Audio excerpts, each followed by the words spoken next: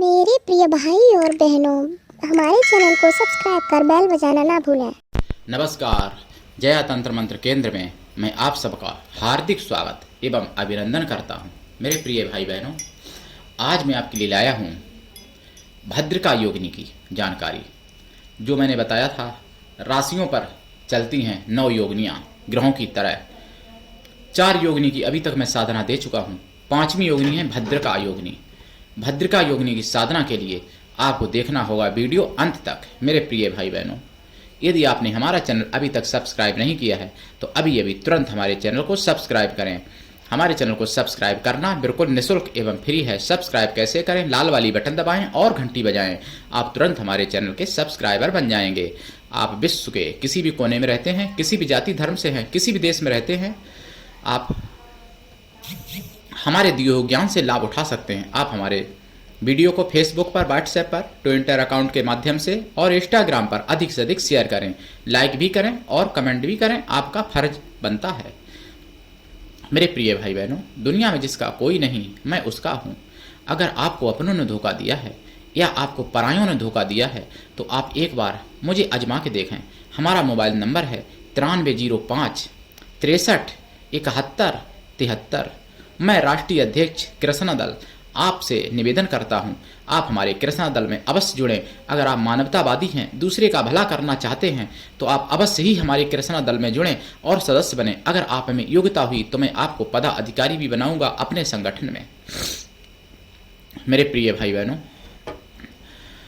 भद्रिका योगिनी यह 5वीं योगिनी है और भद्रिका योगिनी अगर प्रसन्न हो जाएं तो दुनिया की सब कुछ दौलत, सब कुछ संपत्ति, सब कुछ सुख पूरी दुनिया के आपके कदमों में डाल सकती हैं भद्रिका योगिनी माता। अगर ये प्रसन्न हो जाएं, ग्रहों से ज़्यादा योगिनियाँ अपना प्रभाव दिखा देती हैं जल्दी। मेरे प्रिय भाई बहनों, भद्रिका योगिनी की साधना कैसे करें और कहाँ करें, कब करें? देखिए, पूरब या उत्तर दिशा की तरफ मुख करके लाल या पीले आसन पर बैठें। फिर लाल चंदन की माला से या रुद्राक्ष की माला से इस मंत्र का जाप करें। 1.25 लाख, 2.5 लाख, 5 लाख या 7.5 लाख, जितना कर सकें। जाप का दशांश हवन, हवन का दशांश तर्पण, तर्पण का दशांश मार्जन, मार्जन का दशांश ब्राह्मण स्त्रियों को या ब्राह्मण कन्याओं को या ब्राह्मणों को भोजन करा दें। यह है भद्रिका योगिनी की साधना। और भी बताऊंगा, लेकिन मैं आपको बता दूं, अगर आपको वास्तव में सच्चा, पवित्र, निस्वार्थ, दिव्य प्रेम चाहिए तो आप मुझसे अवश्य जुड़ें। जो मुझसे प्रेम करेंगे भाई बहन, उन भाई बहनों की कीमत मैं अपने प्राणों से भी करोड़ों गुना ज़्यादा मानूंगा और जानूंगा। जो हमसे प्रेम करने वाले भाई बहन, उनकी कीमत मेरे प्राणों से करोड़ों गुना ज़्यादा है, ऐसा मेरा मानना है। जहाँ पर सच्चा, पवित्र, निस्वार्थ प्रेम होता है, वहाँ पर किसी भी प्रकार का कोई स्वार्थ नहीं होता है। वो प्रेम कभी कम नहीं होता है, हमेशा बढ़ता रहता है, क्योंकि वहाँ स्वार्थ नहीं है। ना सुंदरता का, ना पैसे का, ना अन्य कोई स्वार्थ, ना शारीरिक, ना मानसिक और ना वैचारिक, कोई स्वार्थ नहीं। प्रेम अगर सच्चा, लेकिन ऐसा सच्चा प्रेम करने वाले कहीं 2-4 करोड़ में 1-2 लोग मिल पाते हैं। मेरे प्रिय भाई बहनों, मैं सच्चे प्रेम की खोज करता हूँ, सच्चे प्रेम को चाहता हूँ और सच्चा प्रेम देना भी जानता हूँ। लेकिन क्या करूँ, कलयुग है। कलयुग में इतने जल्दी सच्चे प्रेम करने वाले लोग मिलते नहीं और आप लोग प्रेम को गलत तरीके से समझते हैं। जो शारीरिक प्रेम होता है, प्रेमी प्रेमिका या पति पत्नी, वो तो केवल ही एक, अगर प्रेम के नाम पर कहूँ तो छलावा है, क्योंकि वहाँ पे स्वार्थ होता है। स्वार्थ या तो सिद्ध हो जाए तब, या स्वार्थ ना सिद्ध हो तो प्रेम कम हो जाता है और वो फिर शत्रुता का रूप ले लेता है। तो बताइए कहाँ सच्चा प्रेम रहा? सच्चा प्रेम जो होता है तो वो अपने प्रिय के लिए सब कुछ अर्पण कर देता है। अपना सुख, अपने प्राण तक दूसरे को खुश करने के लिए, अपने प्राण तक, अपनी जान तक, अपनी मतलब बलिदान दे देता है अपने प्रेमी को खुश करने के लिए। वो होता है सच्चा प्रेम।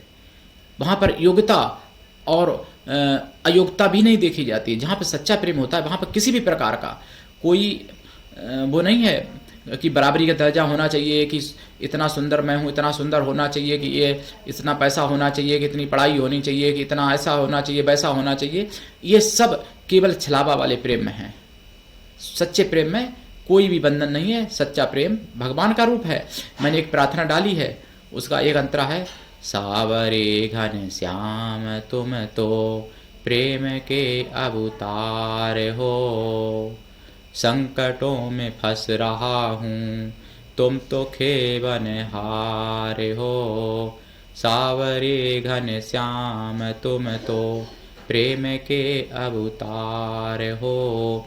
कुछ मूर्खों ने हमारे भगवान कृष्ण को जाने ना जाने क्या क्या भोगी और क्या क्या बना डाला, जबकि भगवान सच्चे योगी थे। भगवान ने किसी भी गोपी के साथ कुमार अवस्था में कोई शारीरिक संपर्क स्थापित नहीं किया। जो आज के मूर्ख लोग कहते हैं कि राधा मैं हूँ, कुछ लोग कहते हैं मैं कृष्ण हूँ, प्रेम के नाम पर ये सब बातें करते हैं। भगवान कृष्ण के बिना राधा 100 साल तक बनी रही। उन्होंने दूसरे के बारे में कभी सोचा भी नहीं, सपने में भी, और उनका प्रेम आजीवन बना रहा। आपको तो 2 दिन नहीं कटते हैं, दूसरा प्रेमी ढूंढ लेते हो, दूसरी प्रेम का ढूंढ लेते हो, राधा कृष्ण बनते हो। मेरे प्रिय भाई बहनों, ऐसे लोगों को ज्ञान देने की ज़रूरत है। हिंदू धर्म में बहुत सी भ्रांतियां लोगों ने फैलाई और हमारे जो देवी देवता थे उनको मतलब यानी कहना चाहिए नीचे गिराने की कोशिश की गई है। हमारे भगवान कृष्ण के बराबर कोई योगी ना हुआ, ना होगा, ना अभी है। मेरे प्रिय भाई बहनों, भद्रिका योगिनी की साधना, इनके कई मंत्र हैं मेरे पास। इनका गायत्री मंत्र भी है और भद्रिका योगिनी का मूल मंत्र भी है, सावर मंत्र भी है। एक 2 भाई लोगों ने मुझसे सरस्वती योगिनी की साधना मांगी है। सरस्वती योगिनी की साधना भी मेरे पास है, डालूंगा भविष्य में। पहले ये 9 योगिनियाँ ग्रहों के हिसाब से जो हैं वो पूरी हो जाएं, जो श्रृंखला चल रही है। तो आज के लिए इतना ही, धन्यवाद। जय श्री राम, जय माता की।